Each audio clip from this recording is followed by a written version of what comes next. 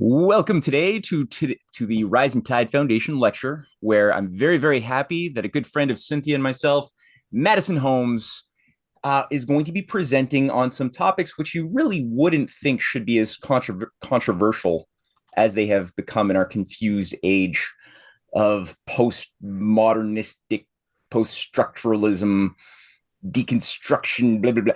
We're in a very jellyfish land right now, where people's brains have kind of melted and common sense has flown out the window some time ago. So it's really good that we're going to be able to just use basic common sense reasoning skills to just tackle not just the question of womanhood, which really, I mean, it could only be done by a young woman. So I'm really glad Madison took this up, but more specifically, some of the more disturbing undertones of the rise of feminism.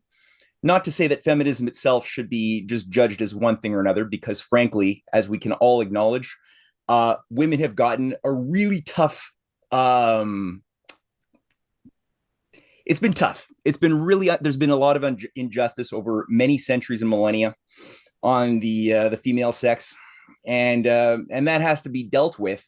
And the idea of treating human beings as actual human beings made in the image of a living, loving, reasonable, creative force, however you might want to label it or think about that, that's a long-term fight. But the idea of whatever this thing is that's taken precedent in people's psyche, that's characterized an attribute of them, a secondary or tertiary attribute, as above their universal attributes of being human first, is really scrambled the powers of judgment of a lot of people. So again, the occult aspects of some of the weird stuff going on in this domain is something I've been fascinated by. Madison's done a lot of work, and as a youth leader, somebody who's an eloquent thinker and speaker, I'm really excited to just sit back, learn, and like usual, after Madison's remarks are finished, the formal presentation, we'll just field questions, and I ask people to throw in their name into the chat box or raise your digital hand, and I'll call upon you accordingly. So, Madison, thank you so much. It's all yours.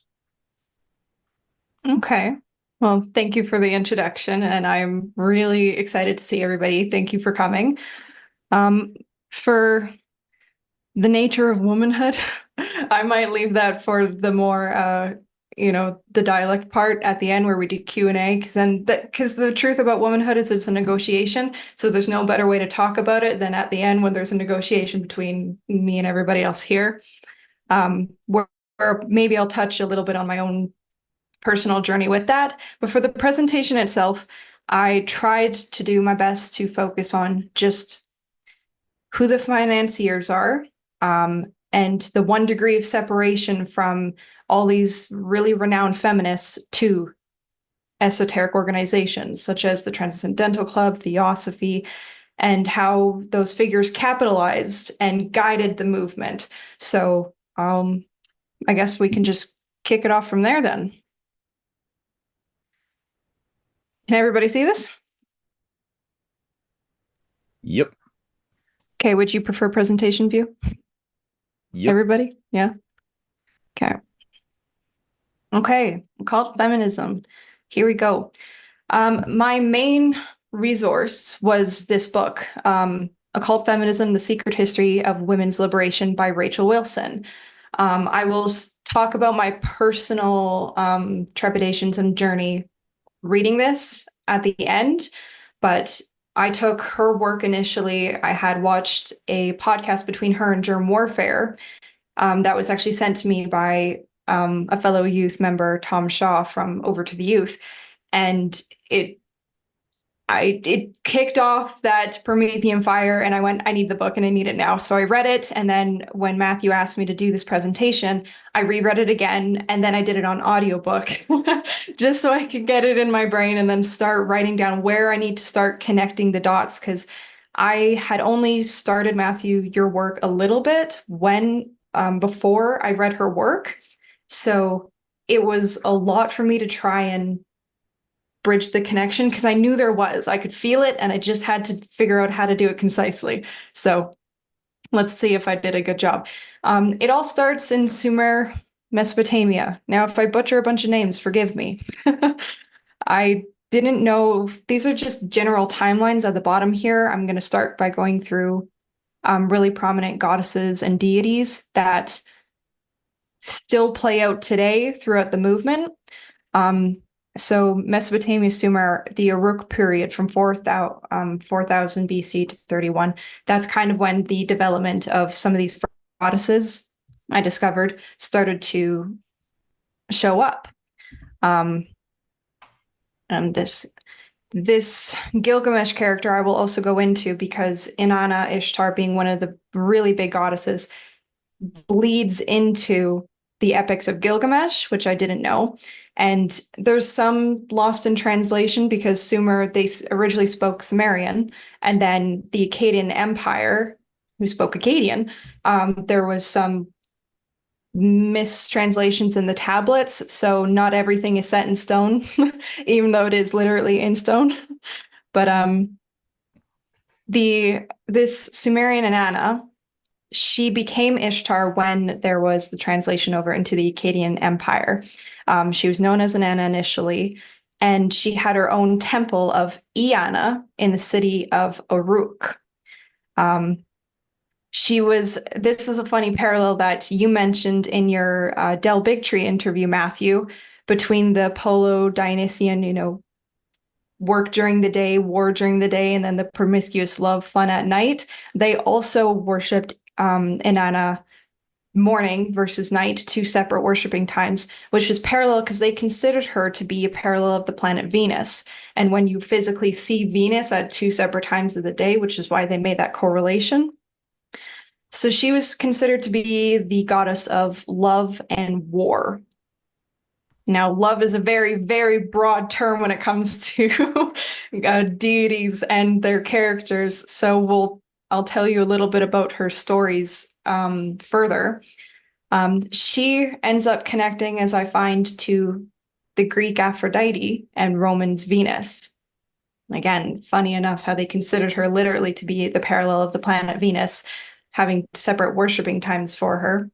And these are just some timelines for me personally, because when I started this, Rachel doesn't necessarily paint a pretty timeline.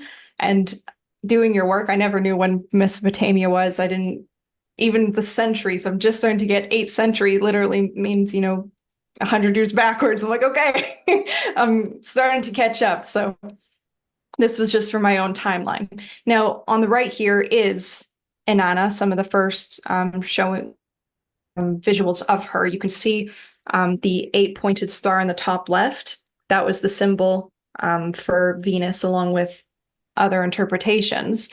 You can see the horned crown she wears, which is funny enough, parallel to Isis. She wears the same horned crown. And she's standing accompanied by a lion. Now, the lion goes into some of her symbology and her representations.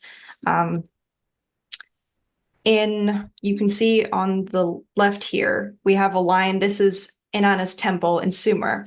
And they had incantation bowls for many of these goddesses because they accompanied the myths and the legends that were associated with them. And this bowl was called Inanna and the Serpent. And Inanna was portrayed as this female lion, symbology of power.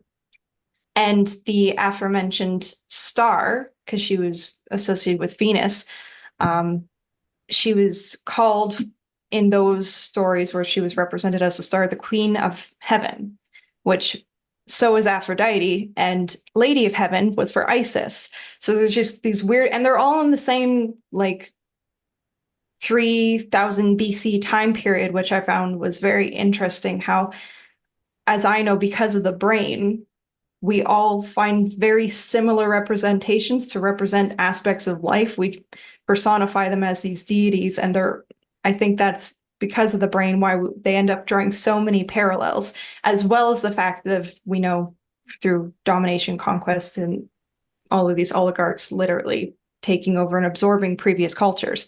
So the star, 8-pointed star of Venus and Inanna, eventually became the rosette when it transferred over into the Akkadian Empire.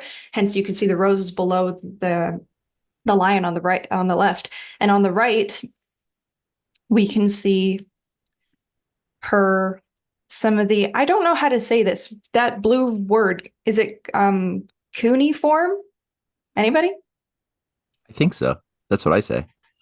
I thought it was cuneiform. Yeah, cuneiform.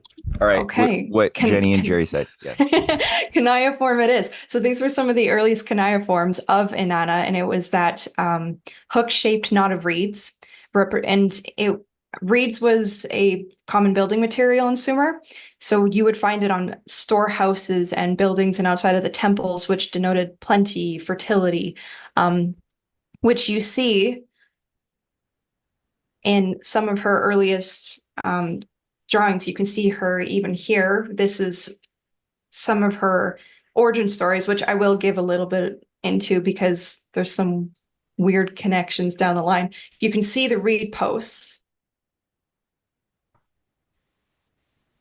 She's holding them on the left and right on either side of her. Again, standing upon the lion and representing her power that you can see in the cuneiforms. We'll get that eventually. Now, this is Inanna's character. This is her narrative. Again, as I mentioned, of invoking incantations and hymns, the one I have listed here, Inanna and Utu. Utu was known as her brother. And this hymn expounds the story of her becoming the goddess of sex. And there's a reason why I said love is a very broad term, because as Rachel kind of points out, all of these origin and myth stories for these deities, love really means desire, passion, promiscuity, and it ends up being this weird conglomeration of just female sexuality.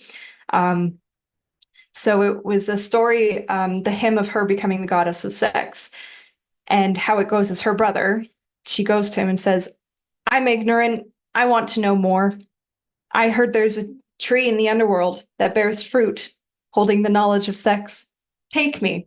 And so he takes her, and that's how she acquires the knowledge of sex, is eating the fruit bared from an underworld tree.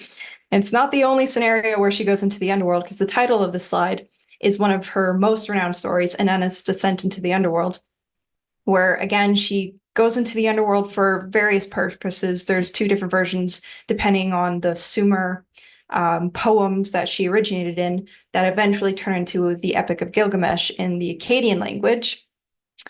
But in that story, she goes into the underworld. She ends up dying, but it's okay. It's okay, because in a couple of days, she resurrects, and then she's back to the land of the living. So those are two interesting, because understanding that some of the paganistic aspects that came before Christianity is something I'm just delving into.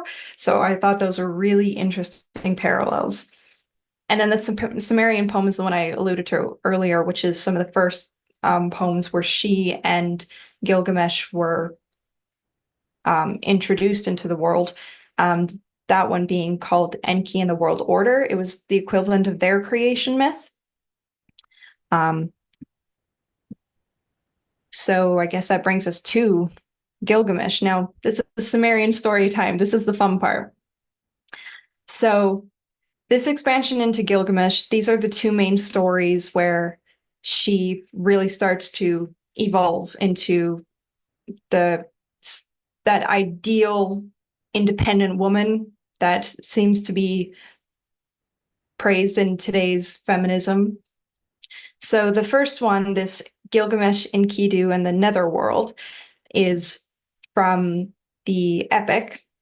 And how this one goes is Inanna, she claims a tree. It's called a Halupu tree. Now they speculate it's a willow. There's no guarantee on that. But she claims it. It's growing by the Euphrates River. And then she takes it to her city in Uruk alongside her temple. And she says that she wants it to become her throne when it's fully grown.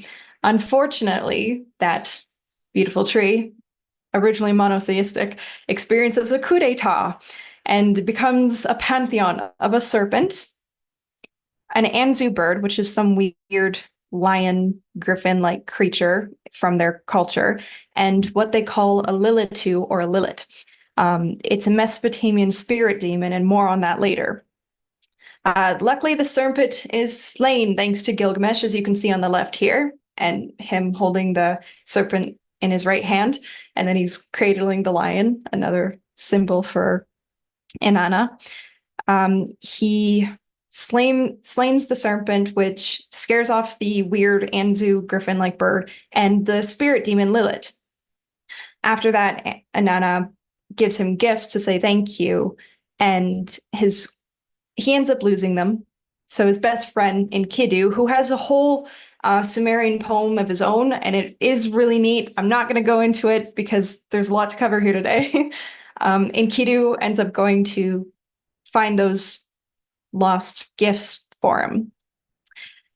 And then the second one, this one is really interesting, knowing what I've learned from Matthew, the cult of Mithra, Sybil and Attis, and Isis.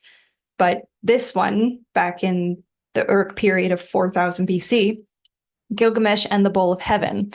So upon Gilgamesh's return from another battle, another epic that they wrote about, Inanna, now known as Ishtar, because this is in the Epic of Gilgamesh, again, it got translated into the Akkadian language. So Inanna got renamed Ishtar from the language switch. So Inanna, now Ishtar, she approaches Gilgamesh, and she is ardent upon their joint dalliance. Be with me. I demand it. Of course, she has a reputation for treating her men very poorly, not in a nice manner, which is kind of BDSM today, which, we all know Rihanna loves that sort of stuff.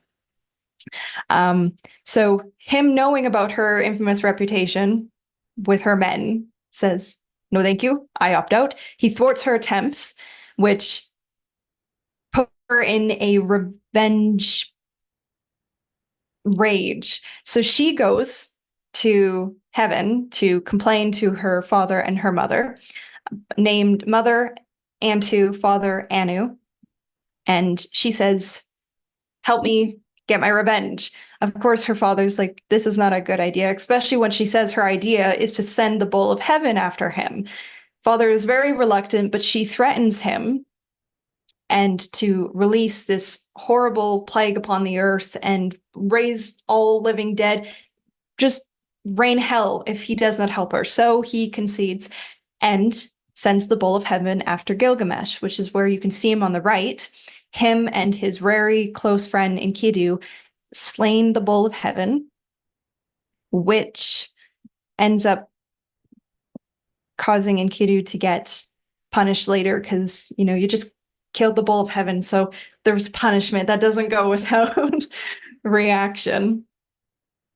So those stories do in fact translate over into Homer's Iliad and Odyssey and Hesiod's Theogony. But to start here, we have the Epic of Gilgamesh and some of the parallels in the Iliad. Aphrodite, who is Mesopotamia's Ishtar and Inanna, flees to Mount Olympus to exclaim her indignation to her mother after being wounded by hero Diomedes. Well, in that one, she goes to complain to her parents, Aphrodite, and Zeus again scolds her, thinking not such of a good idea. And a neat language parallel is the fact that, so her mother, that is her name, according to some of the research I did, is the female of Zeus, and same with in Sumerian and Akkadian. Antu is the female of Anu, again, parents of Inanna and Ishtar. Whereas in Odyssey, you have the Enkidu and Gilgamesh story. Well, Odysseus's men in Odyssey kill the cattle of Helios, and Zeus threatened by Helios to punish the offenders, like Ishtar threatens her father. So there's some cool little side notes in Homer's Iliad and Odyssey, because originally I thought it was just the Theogony where you drew the parallels. There's a couple more in parallels in Odyssey Book 9, but again, because there's a lot to cover, I don't go into that. I'm leaving some threads loose for people to unravel their own story. Now, this is fun because people usually don't associate Lilith coming back to the Mesopotamian era, but I found some goddesses and some aspects of Inanna and Ishtar that do connect with today's modern demigoddess of Lilith. So In Mesopotamia, they had a demigoddess, which is another daughter of Anu, so sister of Inanna, who Inanna, and this name is Lamashtu. Lamashtu and Inanna would be called in incantations alongside one another. Lamashtu is known for mutilating children, drinking the blood of men, and spreading disease. So pretty nice things. And a common method for protection when they would do the incantations to ward off Lamashtu was amulets. Well, similarly, you had the spirit demons I alluded to, also invoked on incantation bolts. They were called the Lilitu, and they were known to take either a woman or a man's form to seduce the opposite spouse, conceive illegitimate demon children, and that would put the whole family in disarray. Lilith, as she's admired in people like Aleister Crowley's religion, that comes more from the Jewish folklore, but that still ties in, and I'll allude to that. This story of Alphabet of Ben Sarah, where Lilith is said to be the first Adam of wife, feminists would love the fact that she does not accept her existence in this story unless she's considered completely equal to Adam, which is why she ends up leaving and then God has to replace her with Eve. But that's a down the line thing. In the story of the Alphabet of Ben Sarah, where this Lilith, people put amulets just like Lamashtu around children to protect them because she would spread sickness and death to infants like Lamashtu. So there's these really weird parallels.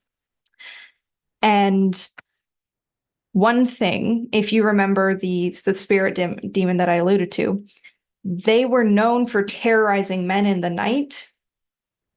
Same way on these incantation bowls. And that also translates into Jewish folklore. That same Sumer Mesopotamia legend of these spirits terrorizing men, taking the form of men and women, that same story goes into the Jewish folklore later on, the Lilin night spirits that attack men. So there's this weird misandry going on with all these weird spirit demons. And that Jewish folklore did originate from the Babylonian Talmud, is what I found out. And that's like 6th century AD. So it's, again, downstream of the Greek, the Roman, and this Sumer. And the Jewish folklore, all the mysticism of Lilith comes from the Zohar. And the Zohar is literary works that focuses just on the mystic and the occult aspect of the Torah, which is the 5 books of Moses from the Hebrew Bible. So it's just this amalgamation. So it's one of those, when people argue about Lilith, some people say she doesn't even exist. And it's like, although I'm with you, brother, there are people who do study the works of these mystics because they do believe that it's a thing. So whether we like to say it or not, it is continued to this day for a reason. And that is because some people do idealize the mystics and these paganistic aspects.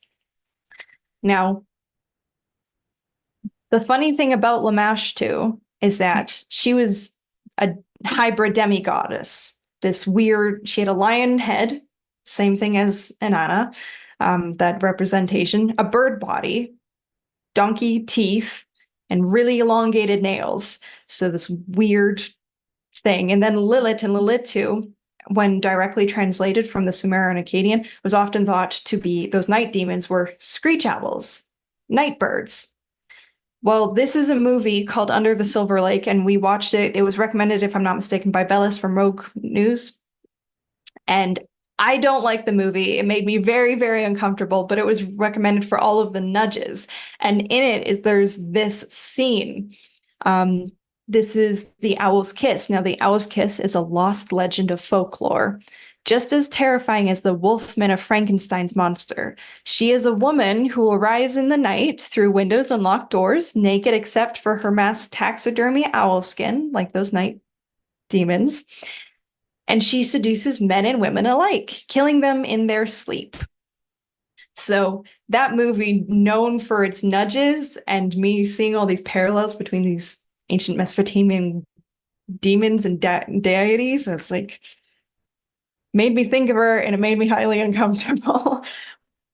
But now that we've got some of the history between those old deities and some of their origin stories, their narratives, their characters, what they're known for, the weird misandry of men, child killing and disturbing, let's connect some of the dots. Now, this is another thing that I found when I was doing my research. I searched up Inanna to find a little bit more about her, and this Canadian Independent Feminist Press came up. So I made the mistake of assuming that these feminist movements, they weren't aware, and some of them might not be aware that this is what they're worshiping. But on the other hand, they're also very aware, which is why you get contemporary goddess culture like this, which is a Canadian Independent Feminist Press. Now let's bridge the gap between that knowledge and then the knowledge that Matthew, Cynthia have done in series like The Hidden Hand Behind UFOs. We get introduced to Oath Mother Gaia. Gaia isn't just in the theogony, she's also mentioned in Homer's poetic oaths. And then, as Cynthia so beautifully narrated in The Hidden Hand, we have Gaia, who conceives Uranus via parthenogenesis, and parthenogenesis means no need for a man. The egg just gets fertilized on its own and grows. So we have Uranus, and then her and Gaia, so her son, now also her consort, they birth the Titans. And him not liking the Titans, one of his sons, Kronos, on command of his mother, comes in a not so sexual time to get rid of his Johnson, and Aphrodite is born from the Johnson into the sea. So that's how we have this connection from Mesopotamia. Now we're in Greece, 700 BC. Which leads us to this. This is the Sybil, Attis, Mithra, Isis cults that Matthew and Cynthia have covered so extensively, so I don't even need to go into it other than some of the fun parallels, like the castration of Attis from being a brother, uncle, lover to Sybil, like Uranus to Gaia. And then the Torobolium, the decapitation of the bull, like Gilgamesh and Enkidu. Same thing in Rome. Matthew points out in his a really concise interview with Del Bigtree. If you haven't watched it yet, it's one of those must. It's a must. It's a necessary. He points out the worship during the day versus the night, war versus love, that same Apollo Dionysian-like practice. And then we have Isis, Lady of Heaven, like Inanna, like Aphrodite. Again, wife and sister to Osiris, depending on the story. And then also known as the mother of Apis, which is a worshipped Memphis bull. And then I found there's the legend of Horus decapitating Isis and replacing her head with that of a cow's, which explains, they said, some of the depictions of Isis wearing that horned crown, which reminds me of the horned crown that Inanna in that first statue that I showed you where she's depicted. So all of these weird connections, which also leads down to the Knights Templars of the 12th century AD. And we know what the Baphomet looks like, that again, weird hybrid like Lamashtu, that goat with the wings, woman, man body. So a lot of just weird parallels that keep continuing and showing up. Now, this is where the modern day female figures really come in, and we get demonstrated the connection. I literally just searched popular feminists, so to show you some of the connections here. And these are also names that are mentioned in Rachel's work. So thank you, Harper Bazaar, for giving me feminism information. This is Simone de Beauvoir. She is, as you can see here, an outspoken political activist, writer, and social theorist. In 1949, de Beauvoir wrote The Second Sex, an ahead-of-its-time book credited with paving the way for modern feminism.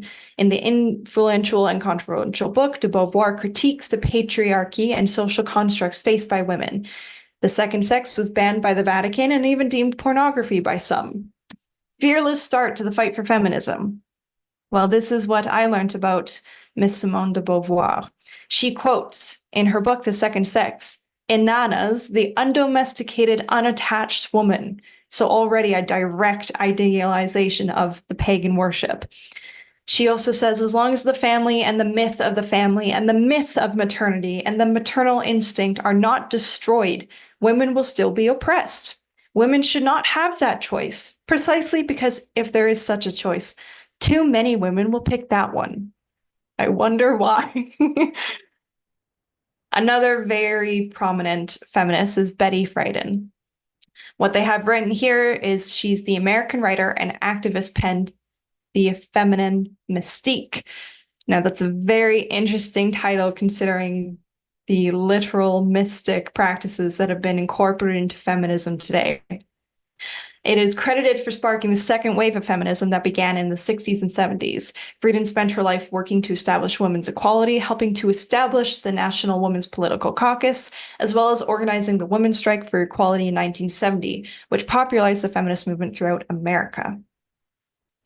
Now, what I learned, she graduated from Smith College, which was one of the first women's college in the US. She's the president and founder of the National Organization for Women. Her book, The Feminine Mystique, is on the misfortune of stay-at-home motherhood.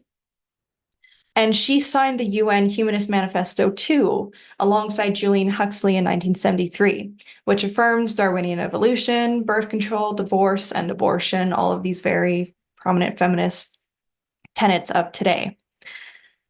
This one is one of my favorites, Gloria Steinem.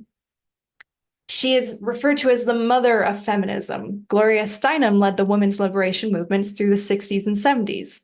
She continues to do so today. Co-founder of the feminist-themed Miss magazine and several female groups that changed the face of feminism, including Women's Action Alliance, National Women's Political Caucus, Women's Media Center, and more. All of her efforts led to her induction into the National Women's Hall of Fame, which I didn't know was a thing, so I looked that up right after.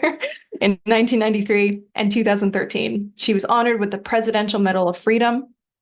Steinem continues to be a trailblazer for feminists today, most recently with her Viceland series, Woman and Post-Election Action for Young Girls and Women. Now, this one is one of the most punch-in-the-face realizations.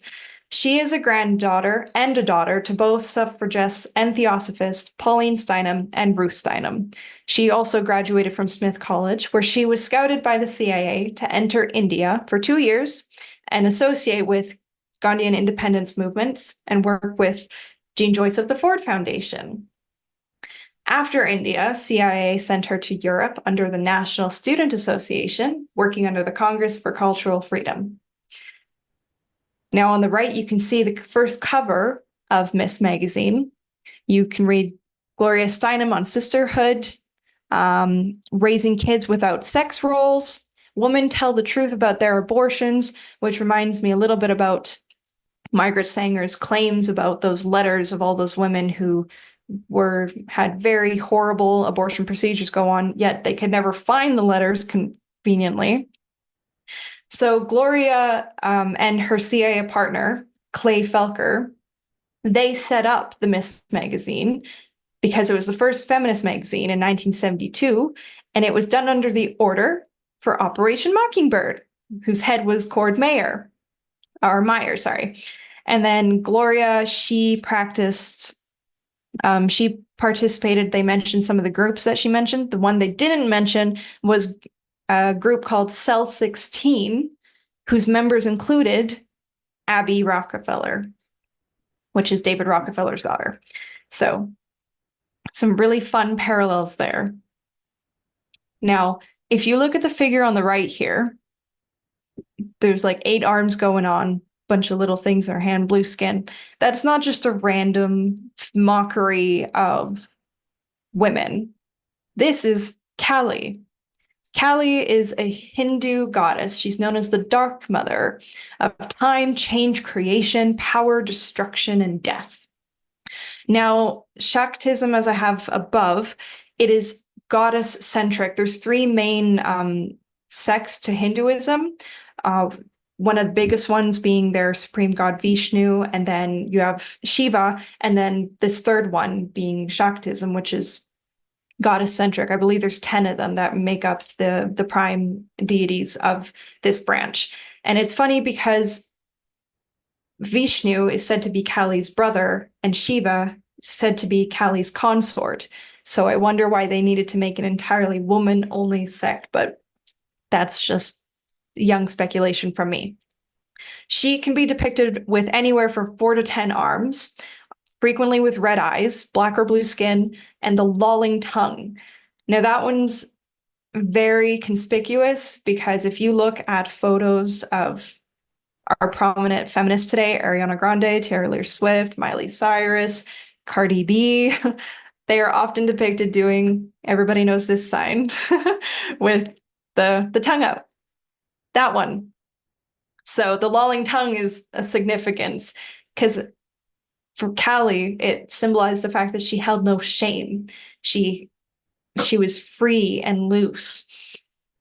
So when she's depicted often with garlands of heads, sometimes skulls, as you can see on the photo on the right, she's wearing a garland of heads. She's been known to wear skirts made of human arms, and she wears embryo earrings, which I found that one personally unsettled my stomach. Now, Kali's ultimate goal is to achieve that of moksha, and what moksha is, it's liberation. And liberation that can only be achieved via divine knowledge, a transcending.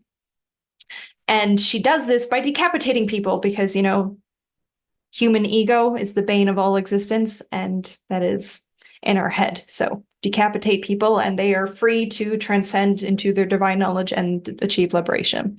Her two main myth stories are, as you can see here, Slayer of Rakta Bija, assuming I said that wrong.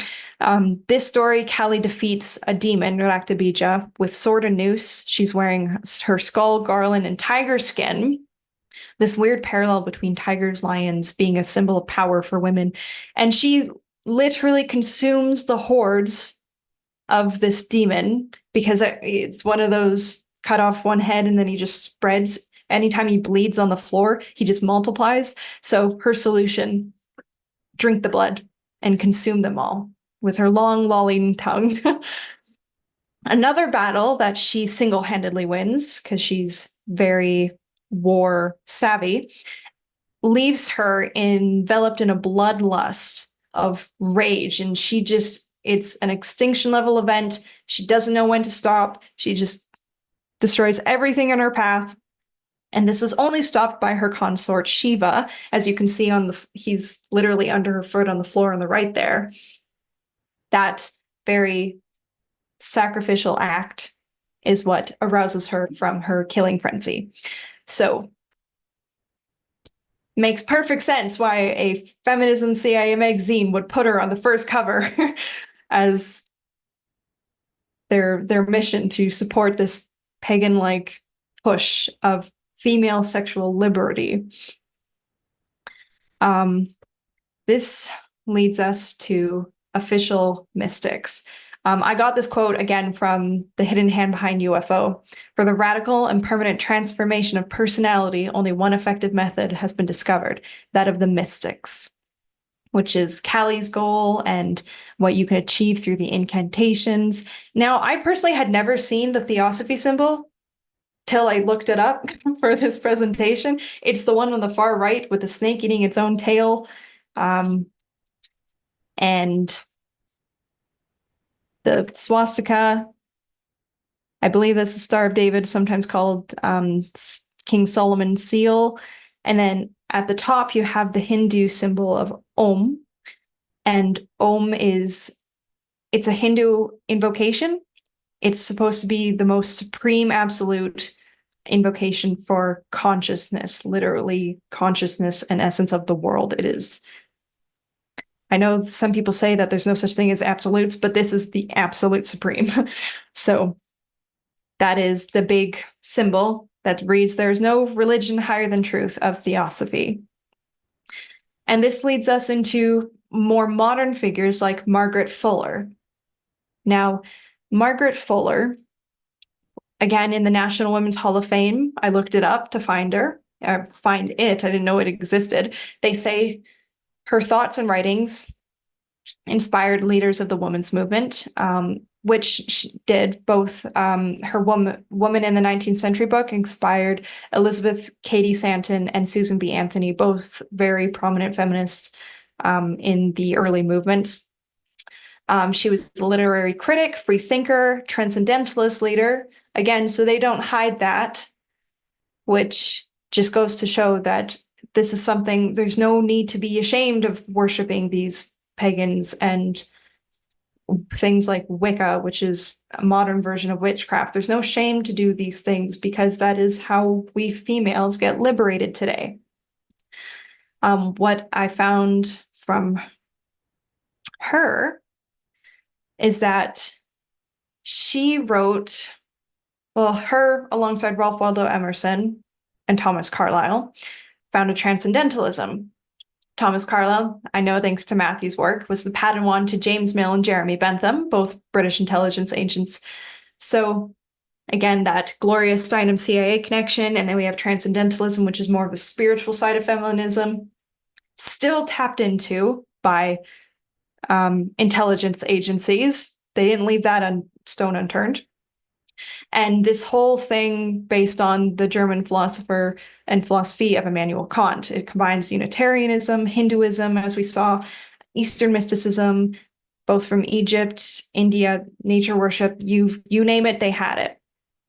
I will speak about Bronson Alcott in a moment. On the right, this is something I found from a Substack by Matthew, because I did not know, and this would have been great for my presentation had I known this, that Matthew did a connection on transcendentalism to theosophy. He literally covered it, and I didn't find it till yesterday. So I added this because it does speak to some of the connections. In 1842, Margaret Fuller wrote the above letter, or the one on the right here, to her mentor, a fellow transcendentalist, and brother-in-law, William Ellery Channing. And this kind of expounds her faith. She says, I have no trouble so far from the sacrifice required of Abraham. It is prefiguring a thought to be fully expressed by the death of Christ. Yet forget not that they who passed their children through the fire to Moloch were pious also, and not more superstitious than any exclusive devotion to Christ has made many of his followers. I looked into that because I didn't know what that meant.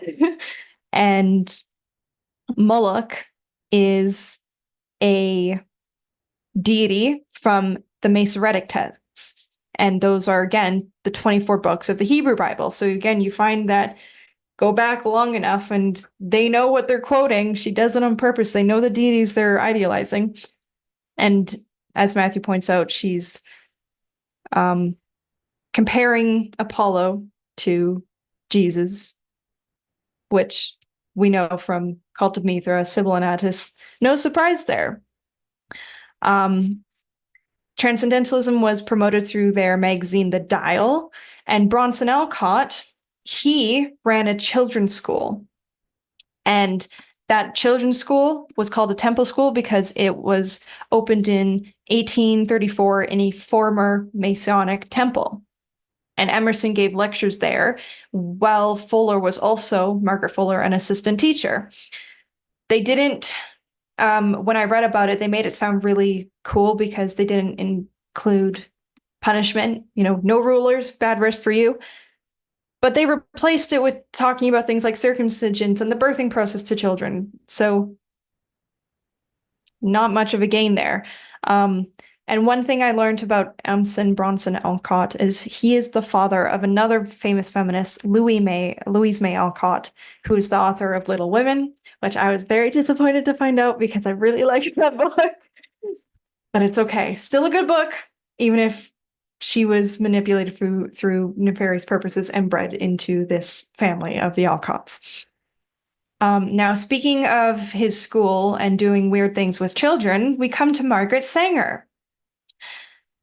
Again, National Women's Hall of Fame. She published The Woman Rebel, a newspaper advocating birth control, and when indicted for sending obscene materials through the mail, she fled to Europe and gathered information there to avoid being persecuted. Now, when she fled to Europe, she left her husband and her 3 children behind.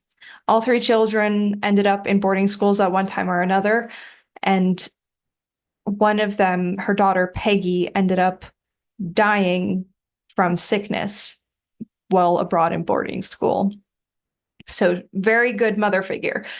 In 1916, she opened a clinic in Brooklyn, was arrested, and served 30 days for distributing information about contraceptives. From then on, Sanger assumed leadership of the struggle for free access to birth control. She was persuasive, diligent, unafraid of the fight. Her arguments may vary. At first, she saw birth control as part of a socialist reordering, later as means to prevent the multiplication of the inflicted or to assure happy marriages, because we know that children are the bane of marriages. But always Sanger saw it as a woman's issue, and she was prepared to take on the medical establishment, the churches, the legislatures, and the courts. This is what I found out about Sanger.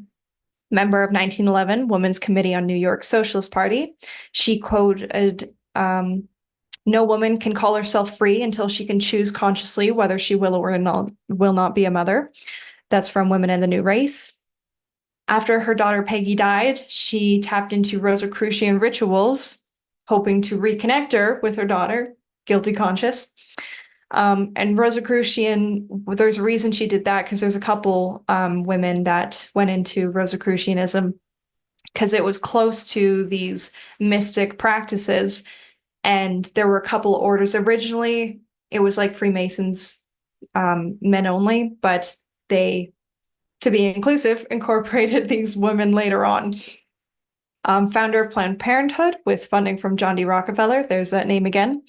Quoted by H.G. Wells to be the greatest woman in the world. The movement she started will grow to be 100 years from now the most influential of all time in controlling man's destiny on Earth. Now, H.G. Wells, student of Darwinian biology and attended Oxford alongside all the Huxleys that we know, and F.E. Smith. I had never heard of F.E. Smith till Rachel's book. He is the author of The World in 2030 A.D. It's like a series of essays. He was the first Earl of Birkenhead, very, very good friend to our beloved Winston Churchill, which Cynthia so graciously did a podcast with Macy and myself just recently. In his book, The World in 2030, there was an essay called Women in 2030, where he predicted the not so new technology of ectogenesis, artificial wombs, which sounds a lot like Gaia's parthenogenesis, not needing a man to do this thing. Very independent. And H.G. Wells co-authored books with Huxley's grandson, his own son, and it expounds Carl Jung theory, Darwinian theory. And on the bottom, I didn't know H.G. Wells did this book called Crux and Santa, and that's also part of the Theosophy symbol. Him and Margaret Sanger both had a thing, and many of these feminists, against Catholicism, Christianity, because it was the patriarchy. So another influence to Miss Sanger was our next figure, Annie Besant. Annie Besant, they found Sanger had a collection of writings that is in the Women's History of Sophia Smith. And Annie Besant was one of the first women to endorse birth control in 1877. So explains why Margaret Sanger took to her work. Now, who is Annie Besant? Annie Besant was a noted philosopher, social reformer, women's rights activist. Besides being a prolific writer and orator, her name remains inextricably linked with India's struggle for freedom. She figures among world-famous personalities who made India their home. This was in Feminism India. Now, what I learned about Miss Besant, she carried on. She was the main Padawan to Helena Blavatsky, founder of Theosophy. Helena Blavatsky wrote Isis Unveiled. She was directly inspired by Ralph Waldo Emerson, which I didn't know. Thank you, Matthew. A quote here talking about Emerson, one of the most transcendental idealists of our century, in his essay on the Oversoul, gives in a few words the most superb definition of psychological states above referred to, speaking of the commingling of the individual with the universal soul. He describes it by saying, I, the imperfect, adore my own perfect. So this transcendentalism, Gnosticism, Neoplatonism, which I don't even like the way that sounds, because knowing what I know about Plato from Matthew, it's like they co-opted some really weird stuff for Neoplatonism. Theosophy takes after all of this. Members included W.B. Yeats, another thing that hit me in the gut, 'cause really good poetry. L. Frank Baum, author of Wizard of Oz. His mother-in-law, Matilda J. Gage. Florence Farr, and Florence Farr was, again, a very prominent feminist. She was an actress, known as a muse and a lover to George Bernard Shaw. We all know him. And W.B. Yeats both wrote of her as the ideal new woman because she was sexually liberated, independent, career-oriented. We have Henry Steele Olcott, also another founding member who helped carry this with Annie Besant after Blavatsky's death. Pauline Steinem and Ruth Steinem, Gloria Steinem's matriarchy, as I alluded to, and Alice Bailey. Alice Bailey and her 33-degree Freemason husband, Foster Bailey. Now, who is this figure of Alice Bailey? She is not a known feminist, but again, 1 degree of separation to all of these people. She founded the Lucifer Publishing Company. They changed it to Lucis Publishing Company, thinking Lucifer was a bit too blatant. You don't say, which became the Lucis Trust, still open today. She wrote 24 books. Many were on the theosophy, like religion, and promoting this mysticism, tapping into the transcendence. And she claimed all these books were intuited to her from her spiritual masters called the Tibetan. Now, she got those spiritual masters from Annie Besant, who got her spiritual masters from Helen Blavatsky. All of them were intuited their literature by these spirits. She wrote The Externalization of the Hierarchy, which connected her to the United Nations. It describes the blending of governments, religions, one consciousness, men and women being totally equal because all of humanity is totally equal. And her work really inspired the UN Spiritual Caucus, which I didn't know was a thing. She also wrote The Great Invocation, which was read on a live radio broadcast from the UN building in New York by feminist Eleanor Roosevelt. So some really weird stuff. Alice Bailey, she also had a UN NGO, so she really influenced them. It was called World Goodwill. There was a UN Assistant Secretary, General Robert Mueller, and he was a student of her work. So he ended up doing a World Core Curriculum, which won him a UNESCO Peace Education Prize. It was based on another book of Alice Bailey's, Education in the New World. So, and he also wrote, she had a publication called The Beacon. So UN loves Alice Bailey.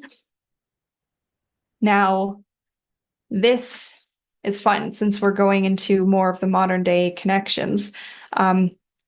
A connection to not so grassroots feminist financier, father of feminism, other than the CIA, is the land donation from Rockefeller Jr. for the UN headquarters in Manhattan. And it also houses the New Age UN Spiritual Caucus we just alluded to. Another thing, Sanger's Birth Control Review publication featured the works of Ernst Rudin, a German eugenicist researcher of the Nazi Party. He was on the expert committee on questions and populations and racial policy, and he received 2 awards from Hitler. Knowing Operation Gladio, I'm just not surprised that, you get more influence of the Nazis. Cynthia explains it. Nazis never left. Of course, they found their way into the feminist movement. No surprise here. And the research that Ernst Rudin did in the Kaiser Wilhelm Society was funded again by Rockefeller. So big financier father. Thank you, Mr. Rockefellers. Now, I have to mention Victoria because she is a blatant bridge between the deities and our contemporary goddess culture. Um, she also in the National Women's Hall of Fame. You know, going through it, Matthew, I know you told me to look into some more prominent figures, and I did. I read the works of Mary Curry, which I adored, and then I read Helen Keller and Mary Wollstonecraft, Mary Shelley. I think they only had Helen Keller in the National Women's Hall of Fame.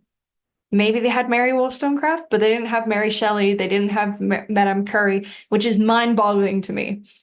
But they did have Victoria Claflin Woodhull, passionate campaigner for social justice who combined deep belief in spiritualism, radical views on achieving equal rights for women, advocacy of divorce law changes, birth control, working people's rights, tax reform as her platform for change, first American woman to address Congress, and first woman to run for office, President of the United States.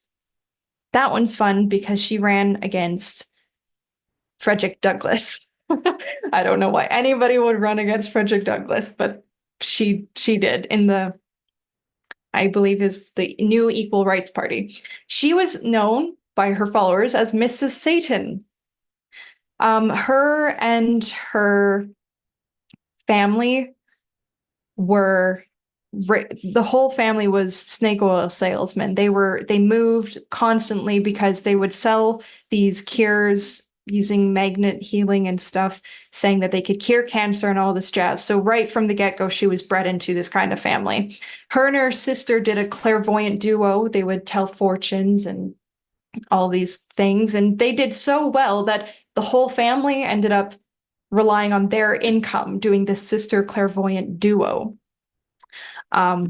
Now, she quoted here, "Yes, I am a free lover. I have an inalienable constitutional and natural right to love whom I may, to love as long or as short as a period I can, to change that love every day if I please, and with that right neither you nor any law you can frame have any right to interfere." That was a speech, one of the many speeches she gave at Steinway Hall. She says this because marriage to her, like you saw, she was, divorce rights law advocate. Marriage to her was the equivalent of basically sanctioned prostitution. Absolutely hated it. She called it rape. She called marriage rape. And her, like Annie Besant, Alice Bailey, Helena Blavatsky, she claimed that this free love idea was intuited to her from the Greek orator. I'm going to butcher this, Demosthenes. If anybody wants to correct me, I will take it. He was a Greek orator, and she claims that his spirit intuited her these ideas. And then he told her, move to Manhattan. So she moved to Manhattan, where she met one of the richest men in history, Mr. Vanderbilt, Cornelius Vanderbilt. Because she and her sister were known as being spirit mediums, he was known to hire spirit mediums and magnet healers already, so that's probably how they met. And he claims that this led to his 1869 stock market fortune before the Black Friday market crash. And he quoted to the newspapers, "Do as I do, consult the spirits." And the spirits in this case being the very talented Victoria. What everybody likes to leave out when recounting that story is that the knowledge of the Wall Street market crashing, not coming from the spirits, it came from Victoria's prostitute friend. I believe her name was Josie.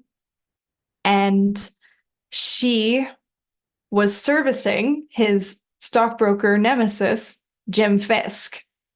So, comes full circle. That's how he came around to his fortune. And in return for this fortune, he paid and bankrolled the first woman's own trading company, Woodhull, Claflin and Co., which did so well that they opened their own newspaper, Woodhull and Claflin's Weekly. And that newspaper is where they published the first English version of Karl Marx's Communist Manifesto. Now, like I alluded to earlier, Equal Rights Party, she ran against Frederick Douglass. And to me, that's just madness. That is so insane. He did not acknowledge it. nor would I have. Nobody acknowledged the fact that she did this thing. Now we go on, right? And she's connected. This is a lady, I alluded to her earlier, very prominent feminist. Her connection to Victoria is that in Victoria's newspaper, Elizabeth Cady Stanton would give her some gossip on different figures, hoping to promote the cause of feminism, exposing hypocrisy on some financial figures and stuff like that for the sake of the equal rights movement. She here quoted, "This will never be a good world for women until the last remnant of the canon law is swept from the face of the earth." She, along many others, this is in her introduction to the Woman's Bible, written in 1895. And again, she says this because writing a women's Bible, because Catholicism, Christianity was patriarchy. It was the bane of all evil for women. And until that was gone, women could never be equal in their minds. Now, the fact that she quoted Charles Kingsley is very interesting, because Charles Kingsley, who is he? British clergyman, historian, novelist, church priest, student and professor after graduating, University of Cambridge. That's a good place to start. He exchanged letters with our Thomas Huxley about agnosticism, and he sat on a defense committee with Thomas Carlyle and John Ruskin. So we come back to Thomas Carlyle from Transcendentalism, this big full circle. We've come all the way around. Now, if you haven't heard about John Ruskin, everybody should read Matthew's series on Edgar Allan Poe as cultural warrior. It's very good. That's where I got a lot of this knowledge and some of these ties. So read that. It is sublimely soul disrupting, is how I like to put it. So that would be the full circle. And now I alluded to my personal experience with her book. This is kind of where I come into that. Biggest takeaway is the 4-to-1 rule. It is one of those books I recommend everybody read it. Although you may think I've literally covered the entirety of the book, I swear I didn't. I only grabbed main tenets of the spiritual aspects. I didn't dive into Helena Blavatsky's origins, which both Matthew and Cynthia have done. So does Rachel. I didn't tie in the parallel from the Theosophy Society to the Hermetic Order of the Golden Dawn, which is where Aleister Crowley also plays a role, and he brings in more of Lilith and into the Wicca movement, which is the witchcraft and how that's spiritualism, the tarot card reading, the horoscopes. And I did this for brevity's sake, but there's this big tie over, so still read the book. And with that being said, when you read the book, there will be a couple things that I didn't agree with her on, because she's coming from the standpoint that all of this is downstream from the Protestant Reformation. She argues the Protestant Reformation allowing people to interpret their own relationship between God rather than having a priestess figure tell it to you is where things started to go downhill, and all of the religious sects we see came from that. Quakerism, Mormonism, all of these things.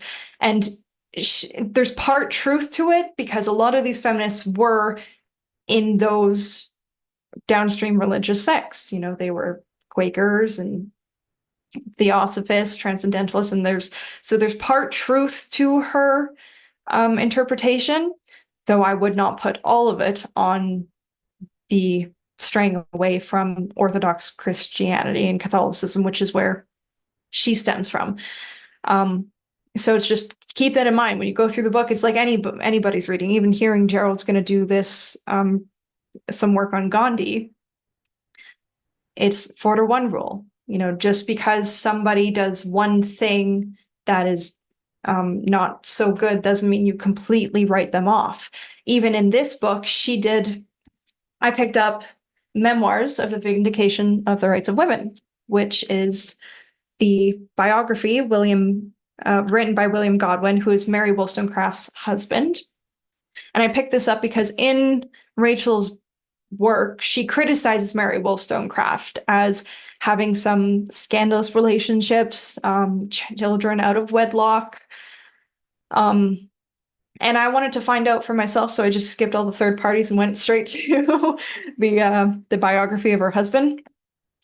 And again, I found that she, being a feminist figure who wrote The Vindication of the Rights of Women, well, what I learned from Gerald's presentation, she had also done The Vindication of the Rights of Man first, and she gave birth to a beautiful child, Mary Shelley, who is one of my new favorite feminist figures.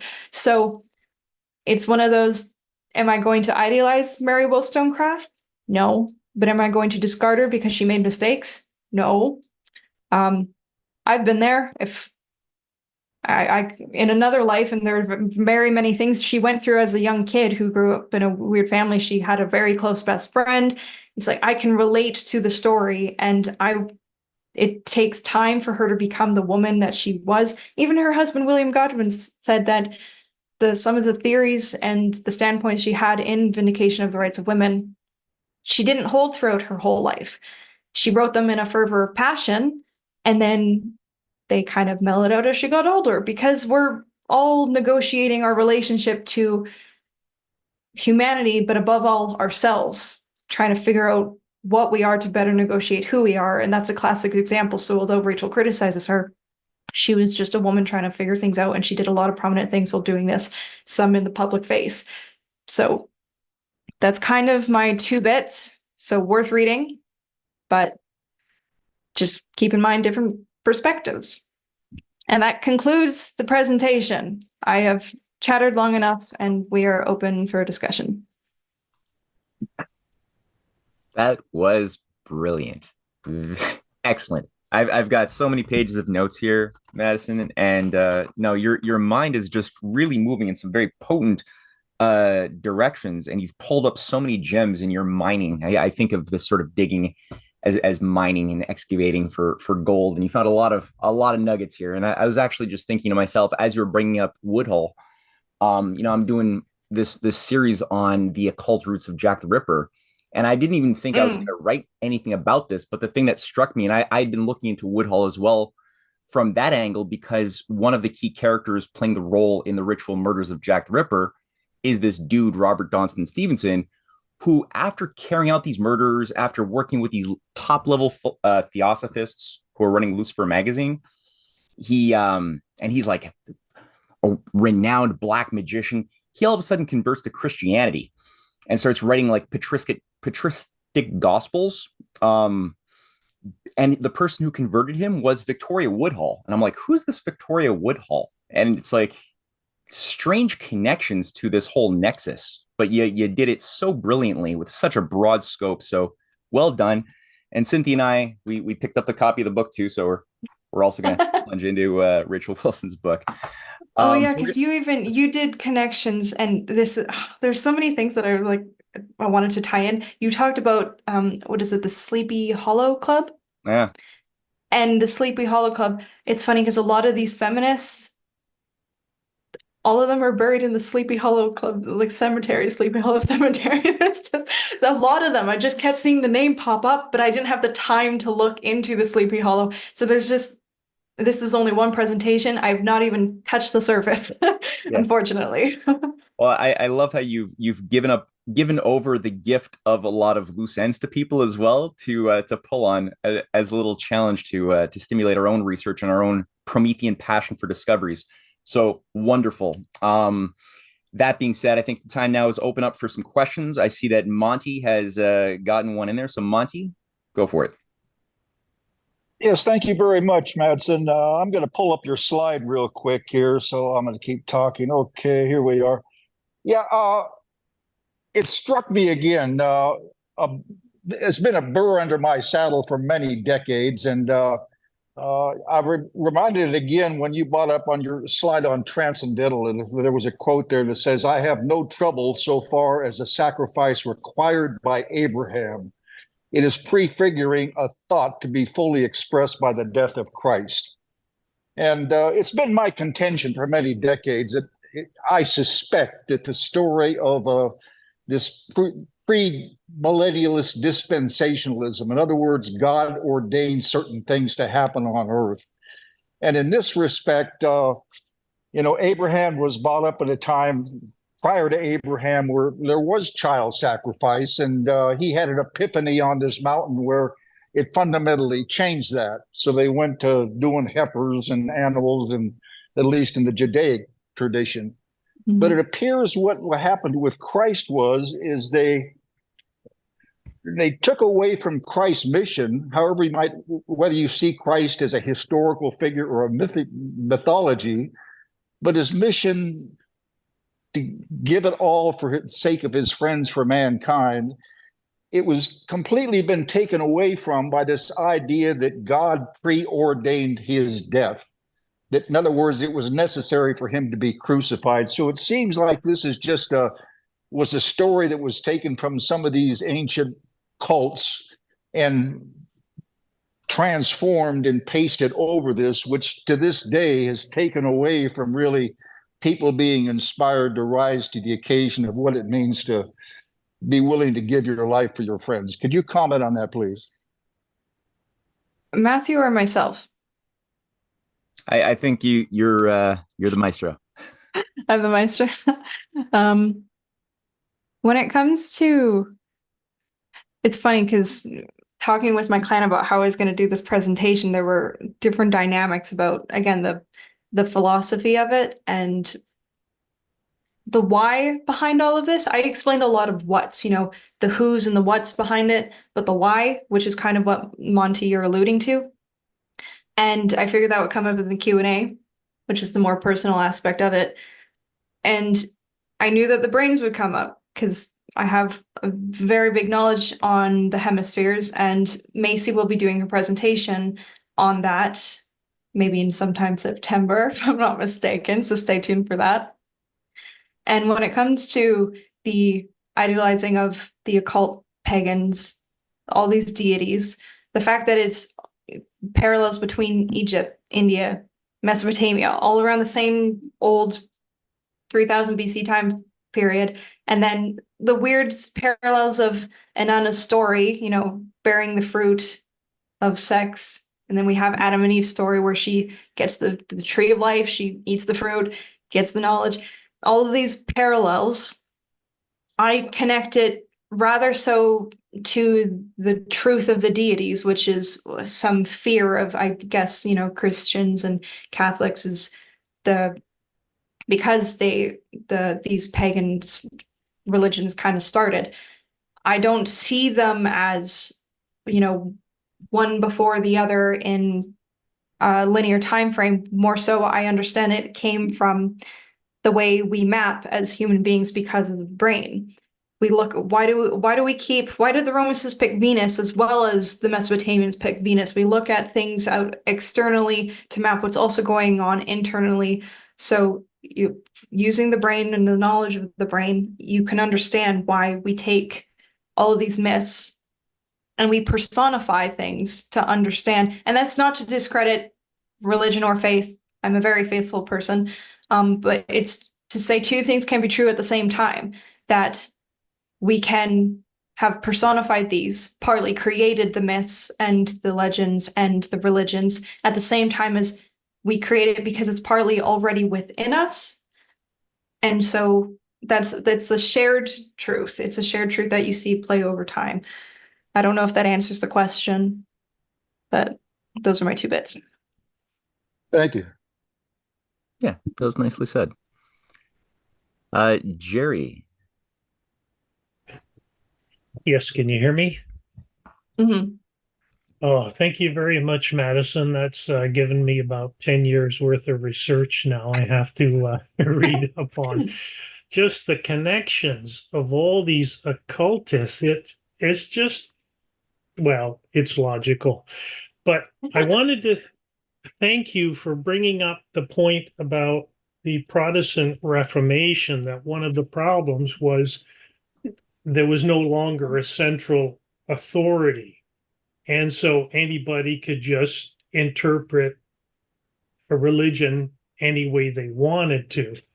And because I noticed with a lot of this occultism, they really like to cherry pick from Hinduism. And this problem in Protestantism, you can multiply that by about 1,000 to get Hinduism because of the lack of a central authority on that. There's so many different sects and variations on it. But my question was, when you look at all of these strange occult and mystic, interpretations of, it's really a religion they're promoting. The thing I notice is there is a total lack of an idea of morality, that it's all this stuff they're trying to trick people and fool people and trick God and fool God, but there's no conception of morality. And I've just wondered if you saw that in your research and in reading this book. That is definitely a question. Want to go straight to morality? I'd have to again allude to a little bit of the work on the hemispheres, because that's really what I saw when I was looking at these deities. I did not know just how far back that these paganistic and occult rituals went before Christianity. My knowledge about Christianity was kind of my first thing. So because it's the first thing I knew about, I thought, that was the big thing. All of the groups I grew up around were Christians. So when I found that out, it was interesting. But because I had the knowledge of the brain, it wasn't strange.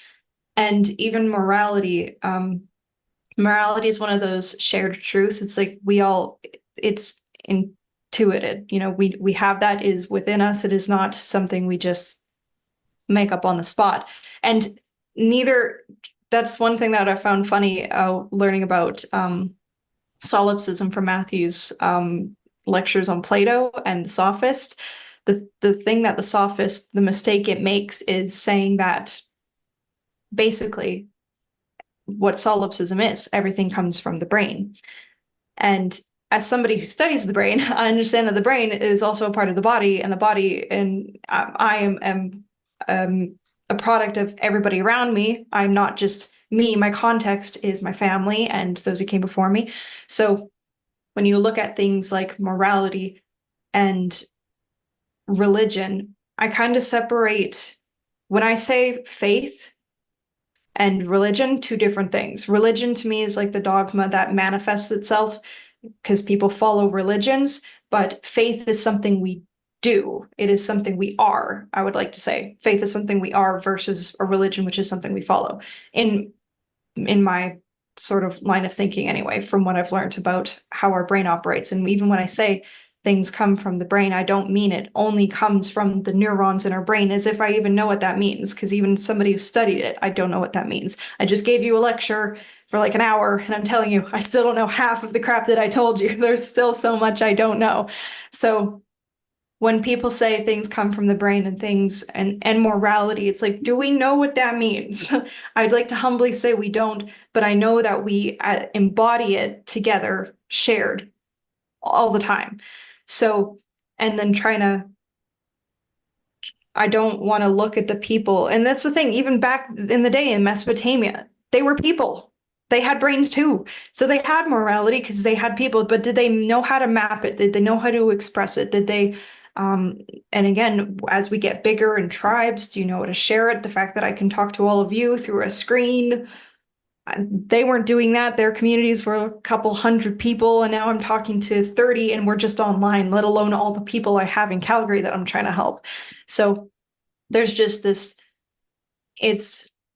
I don't want to say that they didn't have morality, because they were made up of the same context, but the context surrounding them is what's different. It's the culture at the time, hence nature versus nurture. Well, it's both. It is not nature or nurture. It is the combination of, and I think that's morality is a manifestation of everything we're in relation to, our context and the context that is externally from us, if that makes sense. Jerry seems satisfied. I hope so. Arlen and Cynthia have one of the two or both have a thought or question. Arlen, Cynthia. Yep. Yeah. This is Arlen here right now. Hey, Arlen. Good to see you guys. Thank you so much for that presentation, Madison. That was great. Getting to the point about the morality and the brain, you know, I can't help but being affected similarly to what I believe Gerald said about the actions of these the people that are in the presentation, the whole push for feminism, or what to become feminism, was such a push into a direction that I think that it would be easy to agree that was an amoral push, meaning this notion that, and some of the women actually as examples where they had children where they didn't really seem to care about them, the one that, you know, went off to the boarding school and died, etc., that the thrust of the well-being of people and in their interest, the well-being of women, had nothing to do with the well-being of a society or the well-being of a people. They said it was, but in actual fact, when the family, the values of family and of even just childbirth are thrown out the window, how is that society going to continue? You know, when Jerry brought up the point about morals, I think that, you know, biblically it talks about that the truth is, God writes the truth on your heart.